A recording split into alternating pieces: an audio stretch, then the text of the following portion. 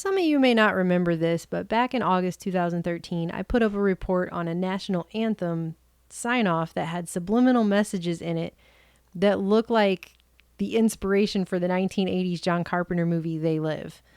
Take a look. Our national anthem.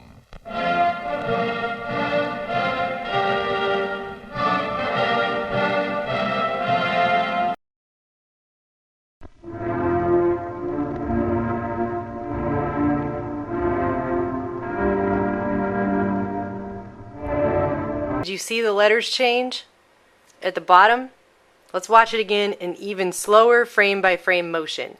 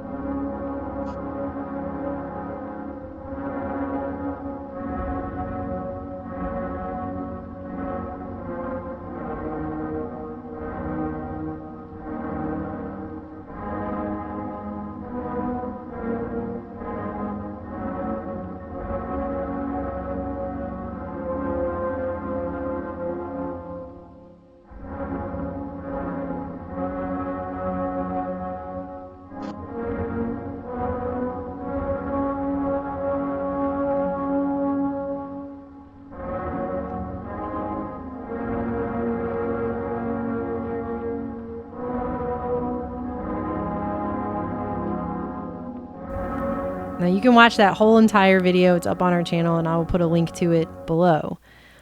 This is the sign-off that would have played at the end of the day's TV broadcast back in the 60s.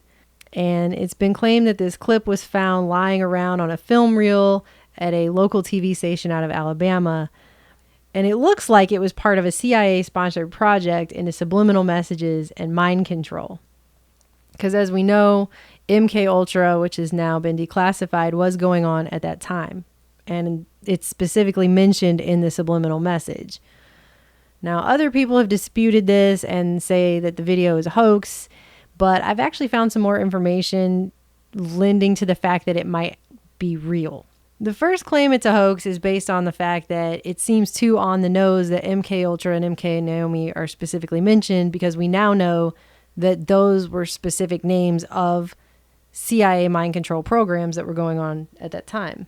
While that might seem true, it doesn't make sense, because MKUltra had not been declassified and made known to the public, and wouldn't be until 1975.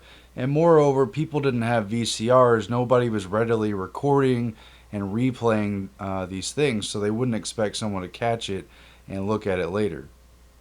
Now, the second claim has to do with the fact that there's a version that doesn't have subliminals, where the film looks a little bit darker. And so the claim is that this was taken from that. Well, the top version's formatted for a smaller screen, and it takes from the larger frame that you see below. That would be a wider aspect ratio.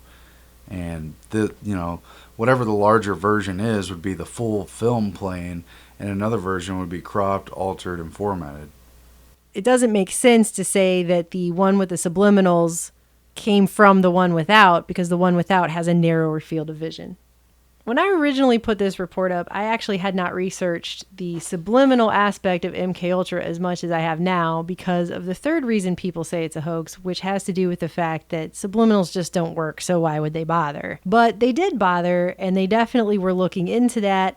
They were definitely looking into it in the 50s, and it all adds up with this video. Recently, I was looking through some congressional subcommittee hearings, like you do, and apparently they held one on subliminal communication technology, which was held in the year 1984 of all years. And put into the record was a Southern California law review document that mentioned several very interesting points. First, it notes that according to previously classified documents, the CIA was testing subliminal manipulation in movie theaters during the late 50s.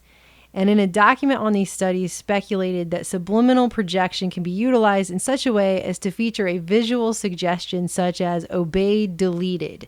So they were openly, literally discussing putting the word obey into a subliminal, and they were openly doing it in movie theaters across the country, including one in Alexandria, Virginia in the late 50s, right around the same exact time that this national anthem sign-off would have been created.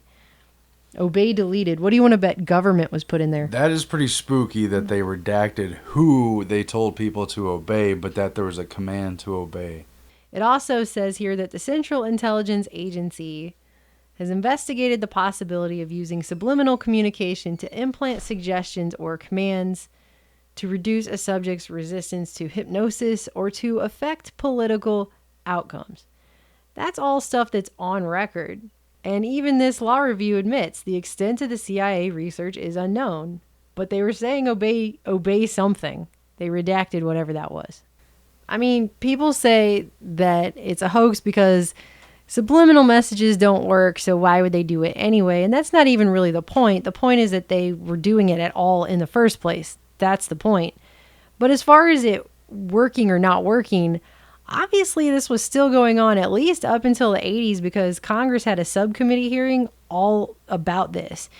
A meeting where, just by the way, they don't mention brainwave entrainment even one time, which was something that was coming into being at that time. So, because this stuff progressed over the years and became more sophisticated. So Congress has a meeting about subliminals in the 80s, and they specifically don't mention entrainment. I think it's pretty red herring. Anyway, what is mentioned in the congressional subcommittee hearing that probably no one paid any attention to at all is the fact that throughout the 70s and during the 80s before this hearing, little black boxes were being put into stores that were playing subliminal, for example, anti-theft messages in one example to customers. And it cites a 1979 article out of Time magazine where it specifically talks about how they're using these little black boxes that mingle bland music with subliminal messages, an anti-theft message, I am honest, I will not steal, repeated rapidly 9,000 times an hour at very low volumes that are barely audible at all to shoppers, but register in some deep recess of the brain and apparently influence behavior. 50 department stores in the US and Canada had installed the devices to reduce shoplifting and employee theft. The black box inventor Hal C. Becker says, I see no reason why there won't be audio conditioning in the same way we now have air conditioning. They were also using these in people's workplaces, like in a real estate office. I love real estate. I will prospect for new listings for clients each and every day. Can you imagine? They're playing these things 9,000 times an hour subliminally to people where they work, where they shop. That's the thing. Classic subliminal technology has been shown to increase sales profits or compliance with commands not to steal by a certain margin, a significant margin that makes it worth the expense and the trouble. Well, in a political system where people vote, a message to obey the authorities or obey the government might just be enough to keep a certain majority in power or a certain political policy rolling. Ladies and gentlemen, this commercial is going to use subliminal advertising. But much more significant than that is the fact that visual subliminals in a single frame of a movie or spliced between words, as we saw in the 40s, 50s, and 60s, has become a refined scientific targeting technique where they have a specific frequency and a specific audience in mind. They can layer signals underneath the visual and audio stuff that you watch on TV or in movies. This guy, Hal Becker, by the way, founded a business out of Louisiana called the Behavioral Engineering Center. So just think for a second about what that means. Without trying to make this long video even longer, Becker has co-authored several papers and used to work directly with a neurosurgeon named Dr. Robert G. Heath.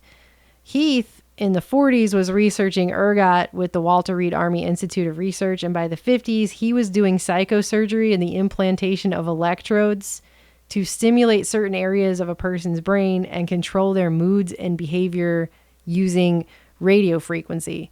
Was definitely on the record an MKUltra doctor. You know, a lot of those records were destroyed. There's not a way to prove everybody's involvement, but he's the whole time that Dr. Heath and his team, the whole team, by the way, was cleared for top secret clearance with the military and working with this MKUltra stuff. He was also working with this guy Becker, so it stands to reason Becker was also part of it. Well, what you have is a spy project by the CIA and others that was never fully declassified. We only have a breadcrumb trail, and yet all the pieces link back to this chain of doctors who were involved in mind control research at universities, and it only makes sense that the CIA would be behind deploying this signal if it is real, and if they've got doctors on the payroll who are making great strides in making this technology a reality and marketing it to their own clients, that's pretty significant. I'm just saying, I mean, these aren't people that just do things for no reason. I mean, this Becker guy, he worked at MIT, Tulane. I mean, you could go back and his CV is quite extensive. These people were all highly educated people, so you can't tell me that by the 80s, he's randomly doing this for no reason because he doesn't think it works. He's an engineer by trade. He was working in neurosurgery, and he wouldn't be working on subliminal technology for, 30 plus years of his life if it didn't to some extent work and there wasn't other things involved there. And obviously we know the technology is completely moved above and beyond whatever this was. But the point is they were doing it, and there are declassified CIA documents, according to the congressional record, which show that the CIA was literally talking about putting subliminals into things that say obey. Now we have this national anthem, and I don't know, just think about how many times your average American would have seen the sign off. This message was played over and over on TVs throughout that time period, every night, night after night, when people are beginning to fall asleep for at least a decade. And so what did they accomplish what they were trying to? Did they not accomplish anything? Does it matter? The fact is they did it.